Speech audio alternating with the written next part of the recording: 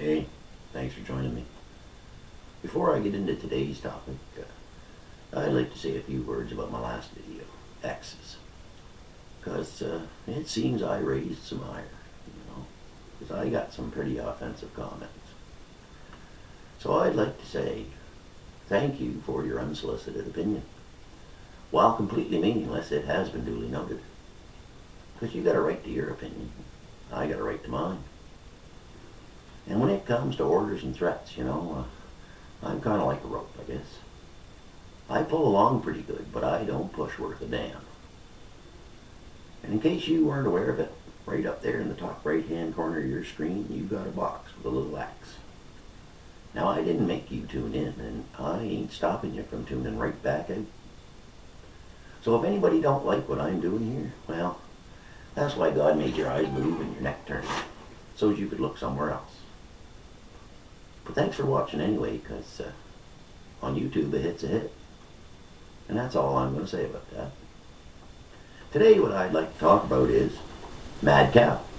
Because you all remember that, right? A few years back, where all that mad cow in the news there. Well, I was on a research team. We went up to Ottawa, checking out all these farms looking for mad cow. Well, I'll tell you,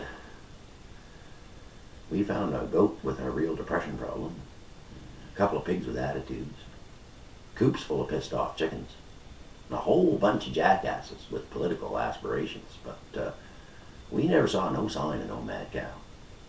I think it's one of them fallacies of our modern world, where they just blown everything all out of proportion. They can be pretty damn disappointing at times too, I'll tell you, because when I was a kid, it was a big deal. I always wanted to know, it's a big deal. And then I get grown up, and I get broke up, and found myself single and alone. So I had the opportunity, and I had the time, because I was so damn depressed, the doctor wrote me off work for, 10 or 12 years. So I researched it, and I researched it, and I researched it. Everything I could find about the caramel secret. And you know what it really turns out? Nobody but me gives a rat's ass. It hit me pretty hard, It was it's like finding out there's no Easter Bunny, or politicians aren't always honest. But it did get me thinking, politics. I can talk at great lengths and not say a damn thing. I can use a whole bunch of big words, sound like I know what I'm talking about, and totally avoid answering the question. And there's got to be some place online where I can learn to cheat, lie, and steal. The only thing I'm not sure I can handle is having my hands in other men's pockets. I'm just not sure I can do that part. But thinking of politics, is it just me, or Stephen Harper got about the worst hair of any national leader? I mean, if it wasn't for Donald Trump, he might have the worst hair on the planet.